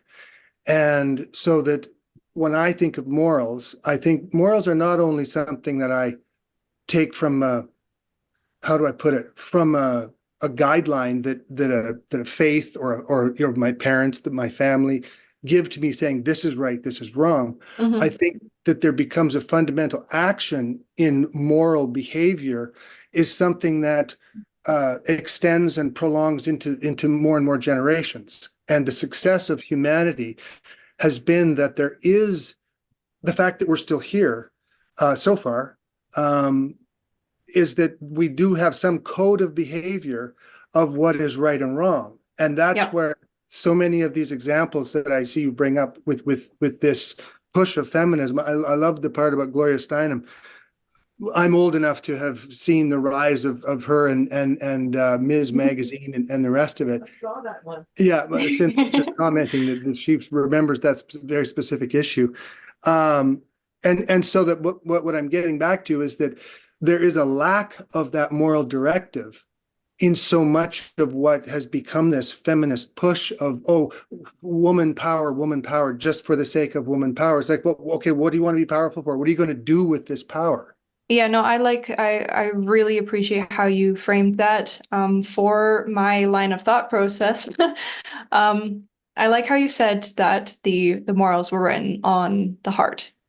And one thing I've been hearing frequently, whenever I bring up the hemispheres, people say, I don't really like to trust my brain. It's, you know, it's the logic, but I really trust my gut and I trust my heart. Intuition. And I'm with you. Totally. Trust the intuition. Trust the gut. Well, as it is, there is only one hemisphere that is in tune with the body, and it is the right hemisphere. When you have a damaged right hemisphere, morality out the window. Goodbye. And so am I saying morality comes from the right hemisphere? The answer is in part. The other part is, again, when I say the brain, I don't mean the brain as isolated. The brain is not isolated ever. It's always in connection with the body. They're reciprocal. So if I refer to the brain, I'm referring to also the connection with the body. So when people say trust the heart, trust the gut, trust the intuition, it is because it and the right hemisphere have this reciprocal relationship where they can be in tune with morality, the right and wrong, because it has a sense of the other, things outside of ourself which is what you alluded to, Arlen, humanity. When the right hemisphere gets damaged, we can't have that connection with humanity. We can't even inhabit our own body, let alone another person's body, which is where empathy comes from. Again, the right hemisphere. So when we're talking about morality not being there, that's the one thing that's a beautiful gift about where we are as a society today, is how much knowledge we can acquire. My clan always says, know what you are to better negotiate who you are. I can attribute many of my attributes as, let alone a woman, a human being. That's one thing that you talk about with all these women. And there's a really big correlation between all those feminists getting divorces, having births out of wedlock, not taking care of their kids, all over the place. And growing up, when Matthew said, also bring in some more positive female figures, I went, I don't have any. And I was really grateful that he gave me Mary Shelley, Mary Wollstonecraft, Madame Curie, because growing up, I mimicked my dad, because my dad was a really hell of a good human being. And so I kind of skipped the how to be a good woman, and I went, how do I be a good human being? I went straight to humanity.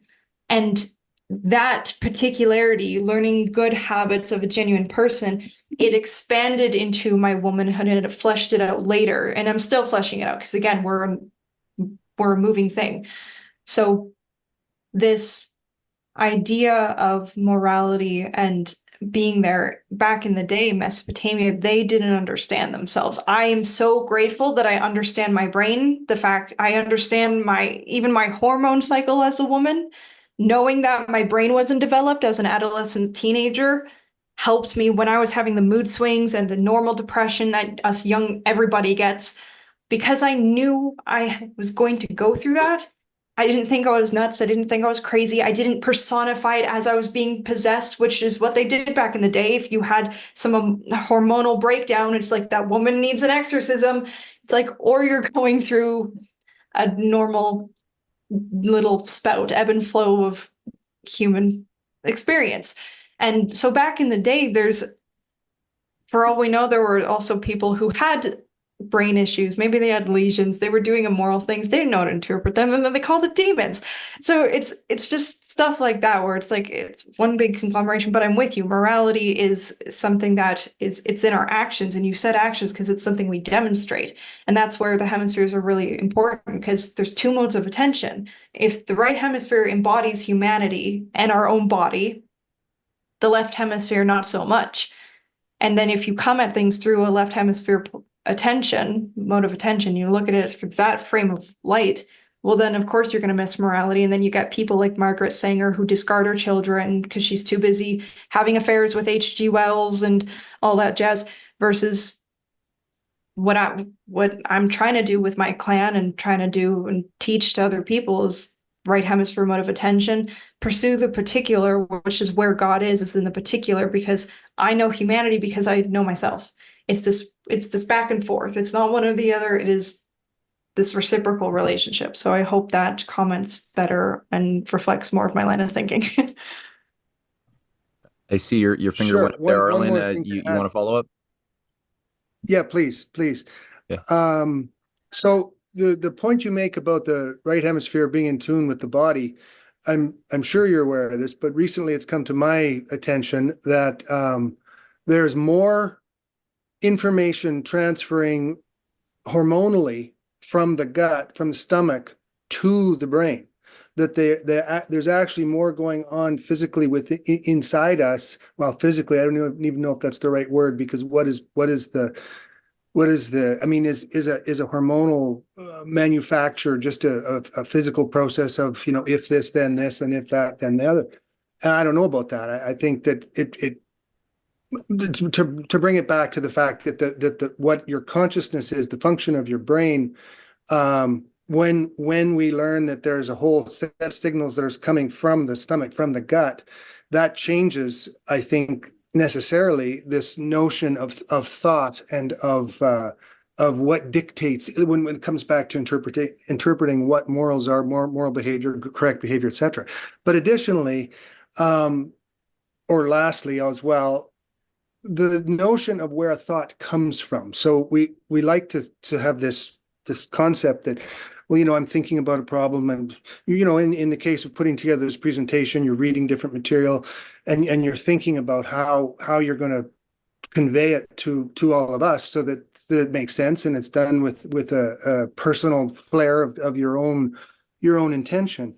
And what comes for me is this thing of where thoughts come from. So you're trying to solve a problem, you don't have the problem. Nobody else, the answer to the problem, nobody else has solved it already for your particular set of questions. And out of somewhere, out of some mist, out of some place comes a new creative thought. And, people will say, well, how did you come up with that?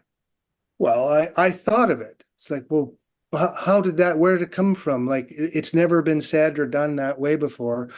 And so, getting back to the hemispheres left and right, which I don't know much about, getting to the gut, giving hormonal signaling to the brain constantly, and then to the notion of consciousness, the question of consciousness. What is it? Where is it? What does it connect to? Is it just between the ears here? Is it in our body, in our heart? Is it something beyond? I leave that to the group to discuss. I'm still okay, Matthew. I see you kissing your mic there. No. It was just balancing. I was listening. No, I appreciate the open set of considerations to be tossed out and chewed on by people. I don't know. Do you want to address any of those thoughts that were developed? Yeah, no, they're good thoughts, and I will repeat that when you talk about the gut and the brain. To me, it's even Matthew's work. I don't know if you've read Science Unshackled yet, but he wrote about how our neurons don't even go linearity. It's not one neuron to the next neuron. So it's not the gut to the brain or the brain to the gut. It is the gut and the brain neuronally coming together. It is this weird back and forth. And I think that is the reality of all processes. So I'm an artist. I've done many pieces before, and Gerald knows I did helped with one of his book covers. When I first got introduced to Over to the youth group Matthew alluded to, I found out about them from the World Council for Health. And the World Council for Health was doing an animation competition. And my dad had sent it to me and said, you give that a go. Of course, I'd never done an animation before. So I was like, what on earth are you thinking that I can do this thing? But I did the thing. And it came to me, Arlen, as you described, I just saw it. I didn't think about it. In fact, I had forgot I was supposed to do it until 2 weeks before the competition was due. And I woke up and I went, that's it. I just saw the entirety of the thing, because that's how we think. That's how the right hemisphere thinks. Left hemisphere would think in linearity. It would think it goes from the gut to this neuron, then to there, and then to the brain. It thinks in bits. It thinks A, B, C. The right hemisphere sees the whole picture, and it's supposed to. And so when pieces like that come to me, it's like, well, I saw the whole, and then I have to use my left hemisphere to break it into the bits so I can physically make it. So looking at things in the sense of linearity is helpful for us to apprehend the world, but really how the world plays out is more in a comprehension. It's always the whole. It is the coming together of the brain and the body, not the brain or the body. We're the whole. We are our brain and our body. You don't just get one without the other. As soon as you take out the brain or the body, we're this really weird compensating creature, if anything. So I hope that answers your question. And I think what you're doing nicely here is setting the stage for Macy's class introducing Ian McGilchrist's concepts that take this a little bit further, which I also appreciate in the sense that there's often been, whenever hearing discussion about the left versus right hemispheres, there's been a dichotomization of like, are you this or are you that? Whereas this approach does typically look at, well, how do they work and how are they meant to work together? While recognizing that there's certain services that one or the other is designed to also do that should be also used in the right way, that they were, there's a healthy way for the brain to work and a disjointed way. And just by being familiar with different aspects of that and seeing their expression in different historical moments, or even in literature, you can sort of vector back to the physical expression of what is being showcased in a story or in a drama or anything else that's been done in different cultures as well. So it's a fun exercise.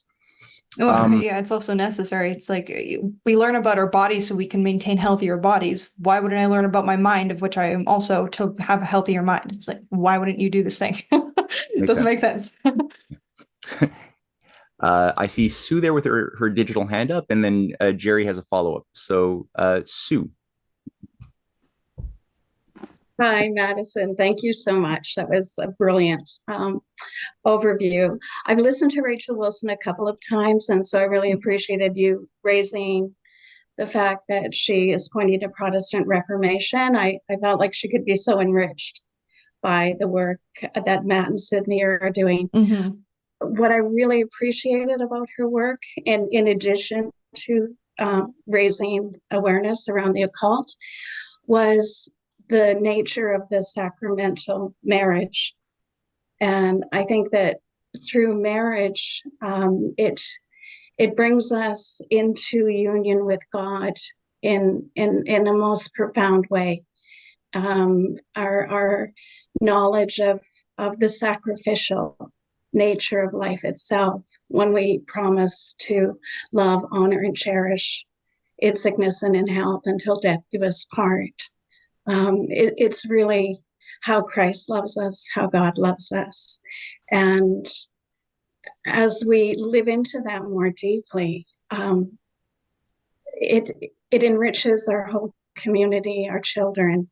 And it's really heartbreaking to see young women today so often speak about, I don't want children, I don't want to get married. And you see how they have achieved that to such a great degree. But if you'd just like to make a comment on any of that, or I think you encapsulated Rachel's perspective beautifully, because that was one of the most profound things, was just the connection she found between all of these women having at least one divorce, almost all of them.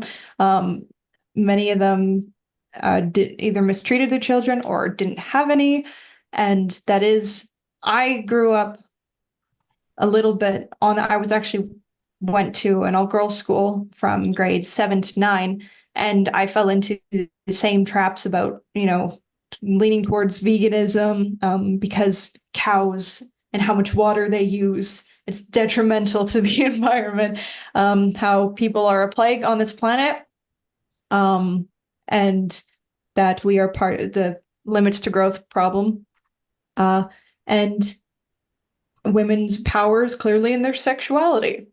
All of these things. I fell into that when I was in my susceptible, ingenuous adolescence, obviously.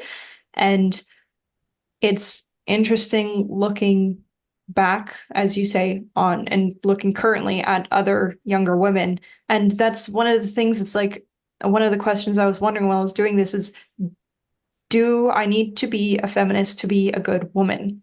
And as I alluded to earlier, the answer is no, because I didn't even think about how to be a good woman. I just wanted to be a good person. And then downstream, I've heard, so I'll take the compliments of other people and trust that I'm what they say I am, and they say I'm a decent young woman. So, okay, that wasn't my goal. I was just trying to be a good human being. And then this manifested. So even this idea of needing to be like that, the Hindu Shaktism, deity, goddess centric, have to really isolate myself as well. I need to acknowledge the fact that I'm different from men, and acknowledge where my head and my body does different things comparatively, but it's not the focus. And that's one thing that Rachel highlights, and that's why it's still a good book worth reading, because she brings in even the statistics about how abortions went up after it was made legalized. It wasn't higher before legalization, and the divorce rate going up. She brings in all the cultural aspects, and which is why, again, still a good read, worth it. So thank you for paying homage again to Rachel. Yes. And overall, women's happiness has dropped dramatically. I think again, through marriage, there are aspects of ourselves that we come to know that I don't think we can come to know any other way. In so many aspects. So, but yeah, and the beautiful differences, as well as we are all human, but there are beautiful and wonderful differences that God created. So, yeah, thank you. Thank you. Jerry, follow-up question is all yours. Well, thanks. Madison, it's just something that went through my head, that your wonderful presentation on the occult roots of feminism, but you also showed the male side of it, in your references to H.G. Wells and the Huxleys and the Theosophists and the Transcendentalists and Carlyle and Ruskin and all that. Mm-hmm. And it's interesting. There is this connection. I don't know what to call it. Not feminism. I guess it's maleism. I don't know. But it reminded me of a story. This was many years ago, maybe 40, 50 years ago, when I was a young lad. And we were actually at a meeting and we were discussing feminism. And one person said, well, feminism is just a reaction to, the proliferation of magazines like Playboy magazine had come out and all that. So a good friend of mine, she corrected us on that. And she said, well, no, the problem with Playboy magazine and all these, pornographic magazines was that whenever they had demonstrations against them, it was all women. And she said, the problem is it should have been all men, that men should have been demonstrating against this because of their attack on womanhood. And it's something that really stuck on me. So whenever I see feminism, I always look for the maleism that corresponds to that. So anyway, my question is, now that you've done this wonderful class on the occult roots of feminism, do you think you might do a class on the occult roots of the maleism part to that? Where would I begin? Oh my gosh. I feel like Matthew's kind of already doing that though. I appreciate Yeah, I appreciate that story though, Gerald. Because it was funny. My dad made the statement and he was joking offhandedly while I was sitting at the table for the past week doing this presentation. And he's like, it's like I'm trying to, teach them about, and I was trying to put it in a concise manner. And he's like, teaching women about the men that they're following. I was like, wait a minute. It's true. When you look at Thomas Carlyle and all of these movements, it's like it is, in a sense, it's not exclusive to women. It's not just women leading women astray. It is all of the above. And again, I would attribute that because it is the idealization and the dogma of the hemispheres getting latched onto things. And then we have intentionally malevolent people that are trying to misguide us. So, and I'll have to think a little bit more about that, even your story about the men not being not coming towards the fight as well, because if it is, as I believe, also a hemisphere problem, then everybody's got a hemisphere, men and women alike. So you're correct that it should also be these men coming out and contributing. And that's one of the things that was funny. Alice Bailey, she was a feminist, but her husband was also in these organizations. And it's these husband and wife teams. I didn't get to talk about Sophia Ripley or George Ripley, but they're also, again, these husband couple pairs, and they grow the ideology together when they stay together anyway. So I'll have to ponder that. Yeah, there's a lot of very interesting ironies, that crop up when you think about things from this angle. Like you just pointed, I was thinking to myself as you were just speaking about like all of the husband-wife teams, like Margaret Mead and Bateson and Alvin Toffler and his wife, who have these like long relationships, and their creative potency for their toxic ideas. It's so toxic and bad, but there's still something generative about somehow their collusion together, despite the fact that they're really on the wrong wavelength, and God knows what else they're doing outside of the public light. But then what Jerry's saying too, and what your dad was just alluding to as well, that all of these feminist icons seem to have like male handlers behind the scenes, which is also a sick irony, a bit of a sick joke there. Yeah, something. There's definitely lots of research. Now, Anthony has a question. Anthony, do you want me to I guess he wrote the question out, so I'll just read it to you. He said, "Great lecture. My question is, my daughter is in year 4 PhD in psychology. Yeah. I still have a good relationship with her, but I could see the effects of liberal academia. Advice?"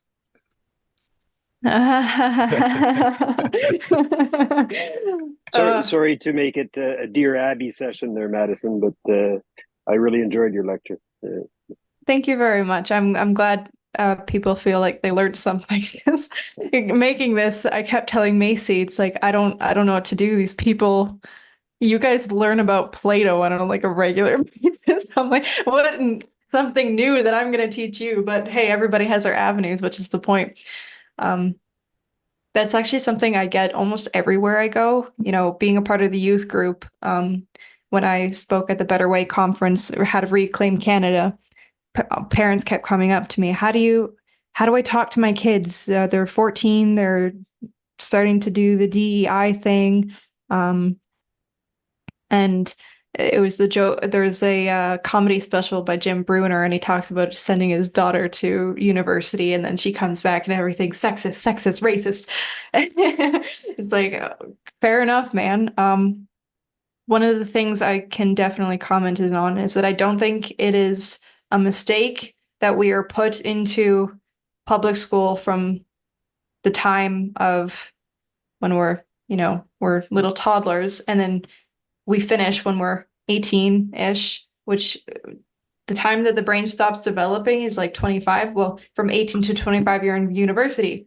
So I don't think it is a coincidence that they purposely keep us into their indoctrination camps while we're in the most prime time of our brain trying to develop, which is, and everybody here is well-seasoned people trying to break a habit, especially a thinking habit, how to critically think. That takes time, especially when you spend most of your life doing it. So honestly, for one of my big mottos is just know what you are to better negotiate who you are. I'm not a mother. I haven't raised a kid, so I can't necessarily talk about the experience and how to pull somebody out. Even me, I have very interesting friendships because I'm pursuing knowledge like this on a regular basis. I still enjoy my music, but I try to listen to podcasts when I do my laundry or do the dishes. I'm that kind of kid. And so when my friends talk about Ariana Grande or Taylor Swift, I don't relate. I can't relate. And it saddens me that these are the figures that they're looking up to. You know, people are excited about Lady Gaga because Lady Gaga is in the new Joker movie and she has a great singing voice. And don't get me wrong, she has a great singing voice, but I can't ignore all the context surrounding this individual. Same with the Taylor Swifts and the Ariana Grandes, and again, the same feminist ideology that they're pushing upon other girls like me. And I grew up with Taylor Swift. That's my Selena Gomez, for Pete's sake. So when it comes to, I still struggle trying to relate to my own age group and friends because I don't relate. That's not where my mode of attention is. And one thing that I'm trying to learn from my parents is that my parents used to put so much time into people, friends and loved ones, and try and get them to see another way, think another light. And frequently they say, if I could get that time back, all the time they spent investing in others, maybe they could have invested more in like their family themselves. So one thing I'm trying to learn is that I can't change people, but I can show them that there's something to change too. So I'm trying to show them what a decent woman looks like. I can only demonstrate it all the time, every day, and then hopefully they can themselves, because again, morality, what Arlen and Gerald were saying, it's inside of us. We know our potential. We know we can get there. So all they got to see how to get there. It's how to become the thing that we all can become. So I can't tell a woman to be a woman. I can't tell my friends and your daughter to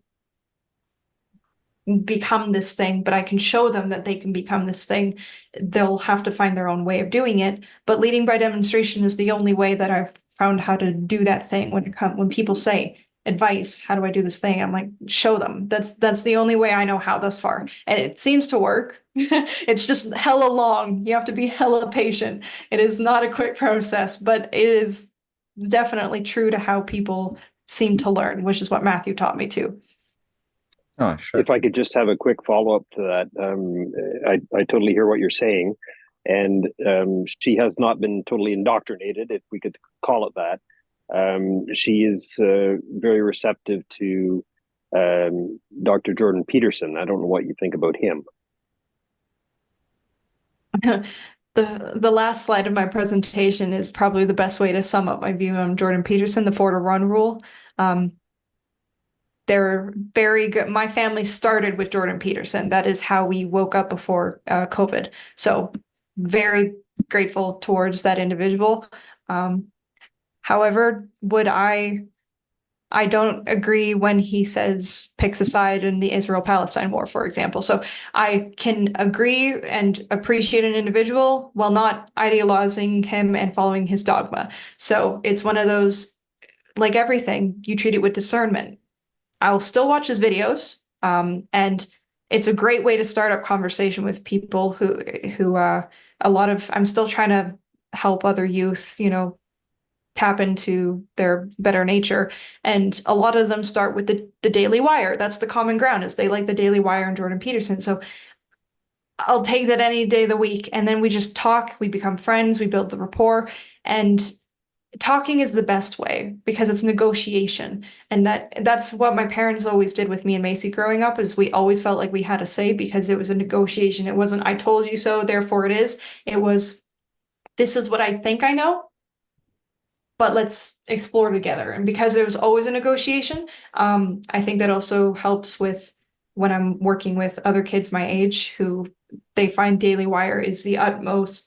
They are on the right track because they subscribe to the Daily Wire. It's like, we can work with that because it's just one thing of common ground, and then you negotiate from there on.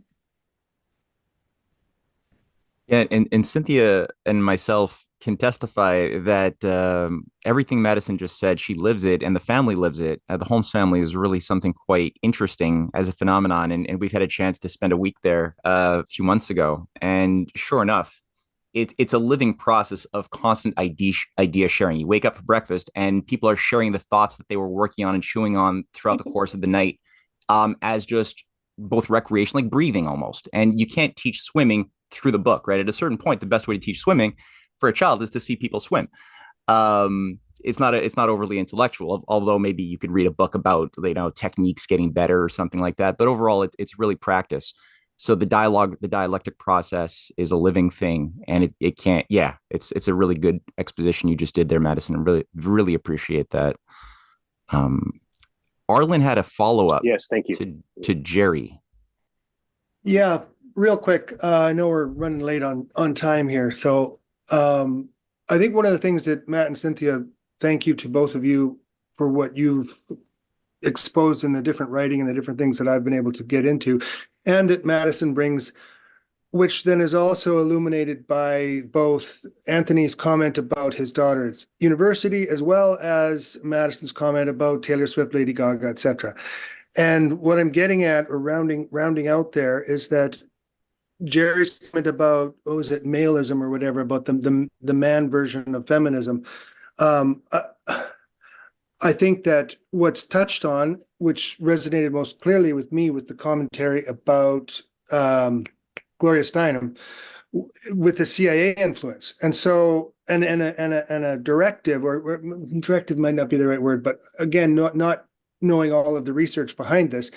Each of these movements, you have these figureheads, these different women who are writing this and theosophy and all the rest. Oh, we're this group and we're that group, but the push behind them that's supporting them, I don't believe it's just the men in their lives that's helping shape this new ideology. There's a directive that is we're going to move society in a direction, which I think Matt and Cynthia have been writing about all kinds of different things throughout history. It's plain as day, and yet we the undertone and the foundation is clearly there, and yet we still overlook it. Meaning, Madison says, well, her other friends are listening to Taylor Swift and Ariana Grande, whatever. It's like, yeah, but why are they famous? Why are they singing the songs they're singing? Sorry, my tinfoil hat. The CIA is and others have a directive of what type of music, what style, what's the messaging, etc. That goes right back to these early feminists and even current, whatever's happening in different ideological movements with trans and all these things. These are not grassroots movements. There's an interest behind it, and representing then to the universities and what has infiltrated in universities to shape the minds and hearts of young people. And again, as Madison said, all the way back to kindergarten and everything else. So to maintain that in the frontal part of our consciousness, even though it's sort of an undertone foundational element, why are these things happening? Well, these ladies would have said, 100 years ago, whatever, oh, well, it's for the well-being of women and of society. And it's like, no, bullshit. That's not what this is for. That's not why it's happening. It's happening for some directive that is, there's someone on the reins controlling the direction that this is going in. And without going any deeper into that, I think that it's important for us to remember that in each of the things that's come up in this discussion, that is a foundational, directing, energizing element. Yeah, I hope that's kind of what the entire presentation, I hope, kind of came across, how not grassroots it was. And that's because a lot of my friends too, growing up, they were like, feminism, grassroots movement. It's like, actually, there was a statistic they took, I think, I don't remember if it was in Manhattan or not, but there were anti-suffragette movements, and it was like it was 4% of women that actually wanted to vote because of all of these other complicated things that had to do with it back then. So it's not that grassroots. It's like, am I to say that, I'm not great, like, I'm grateful that I can vote. I can say that. But do I understand that we also have this stupid taxes, which we all know, Jekyll Island, where taxes go, and the point of that, and the financial systems. So it's just big, and I appreciate you bringing that up because it is the underlying context. But all these, what does Colonel Tanner always say?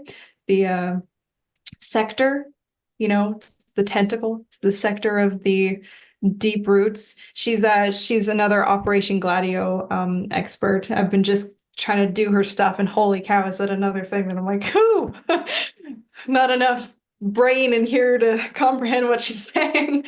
But I appreciate you bringing that up, Arlen, because it is it's everything. Once you know it, it's like, once you see Operation Gladio, once you see the Rockefellers and the financiers, once you see and it is directing, it is a guided hand, it is someone saying, come this way.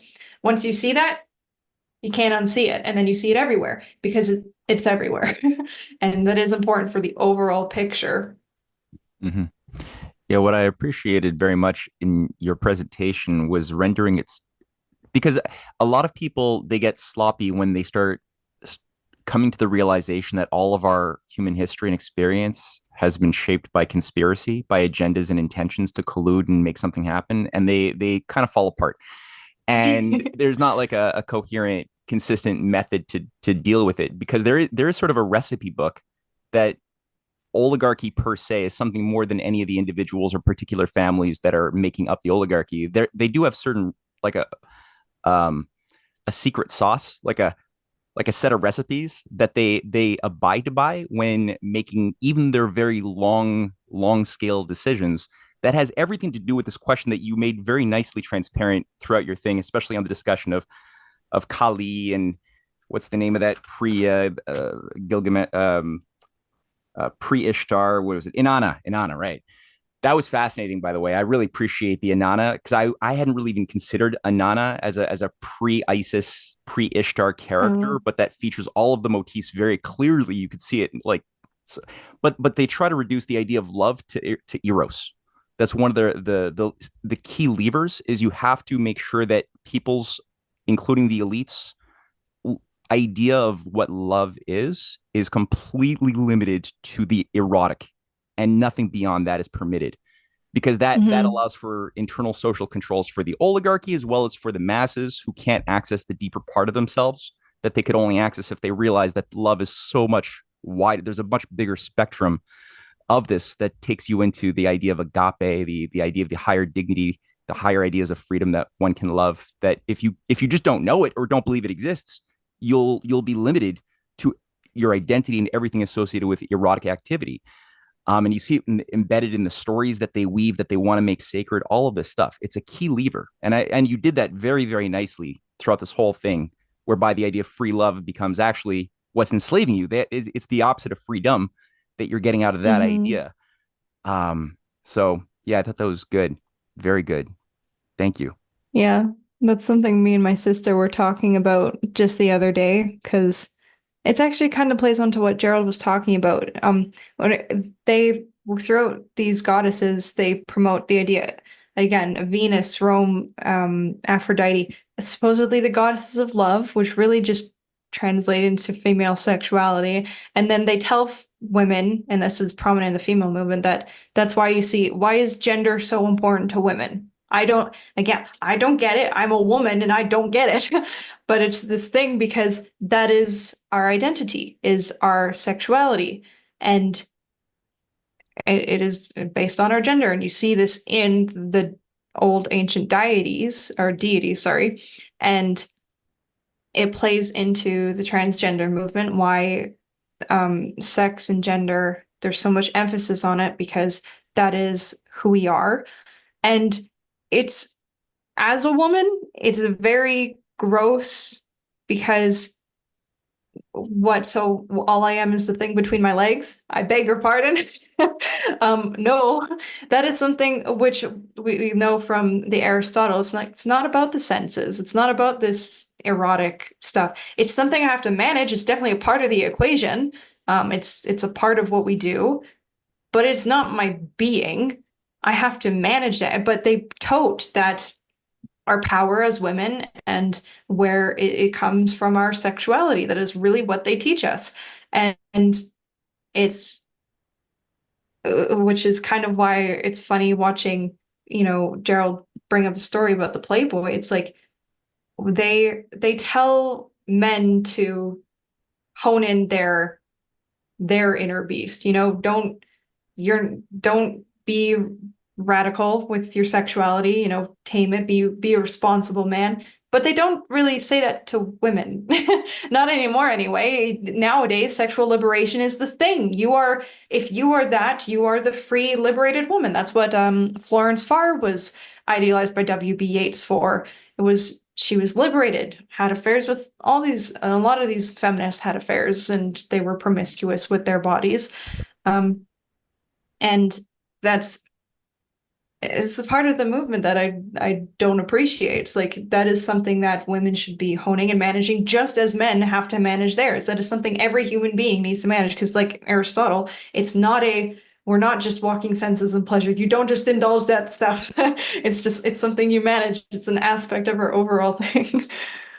Well, it's funny because it also reminds me, I was alluding to the unhealthy approach to the left-right hemisphere concept too, and it sort of is related to that same popular unhealthy thing we tend to do with the brain, which is also it's become almost a truism amongst those sort of enlightened, open-minded people to say, oh yeah, you're in touch with your feminine means like that you're in touch more with your sex energy, and if you're thinking too much logically, you're too in touch with your masculine energy.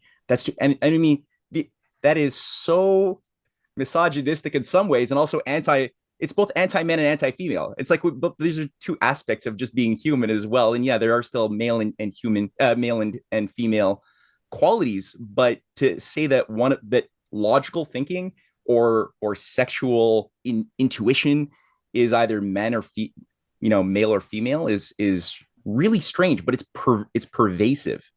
It's really big. Gerald said that Athena was born fully armored. Jerry, what do you mean by that? Oh, sorry, Arlen. Yeah. But Jerry, what do you mean by that? What do you? That's whenever you see pictures of Athena, she is in full armor, and the story is when she was born that way. So a different type of goddess.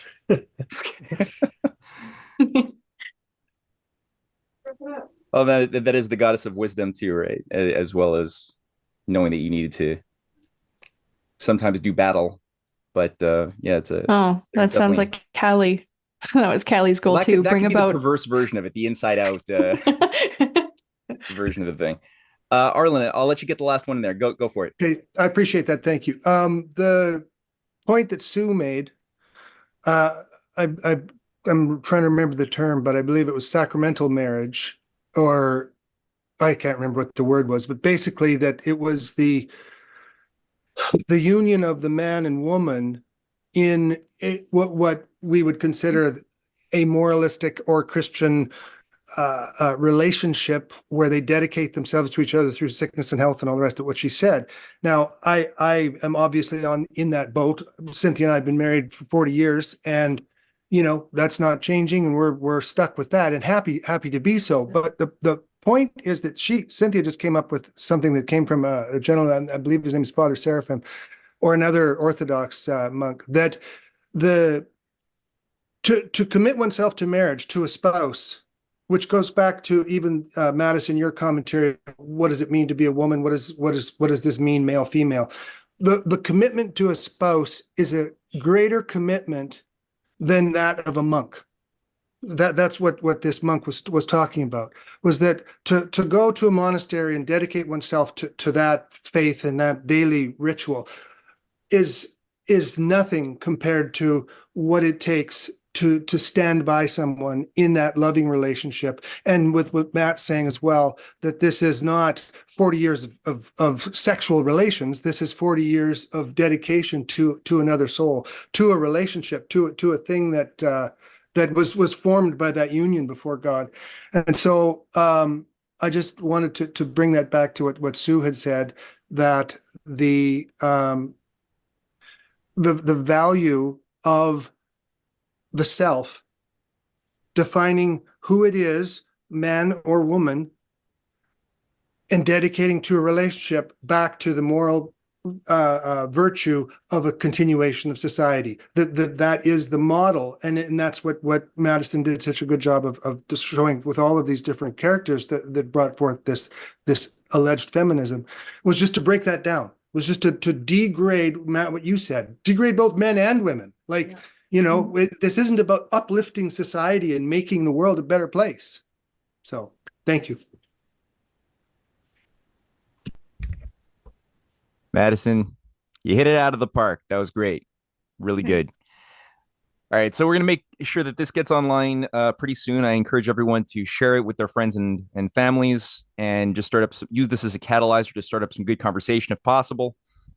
I know next week, this also sets the stage. Next week, we have Nick Jones, our ballet dancer friend, who's going to be doing something on the occult subversion of ballet, which will take us into some high epistemological warfare, going through all sorts of Masonic operations in Russia, France, you name it. It's going to blow your minds. He gave me a quick briefing. It sounds great. So I think it's really going to dovetail actually with what Madison just set the stage for as well, which is pretty fun. So that'll be next Sunday, 2 p.m. Hope everyone can make it. And otherwise, thank you for taking the time this Sunday to enjoy some universal ideas with all of us. And thank you, Madison. Thank you, Madison. Thank you, Matt. Madison. Thank you, Matt. Yeah, Thank you, adios. Madison. Adios.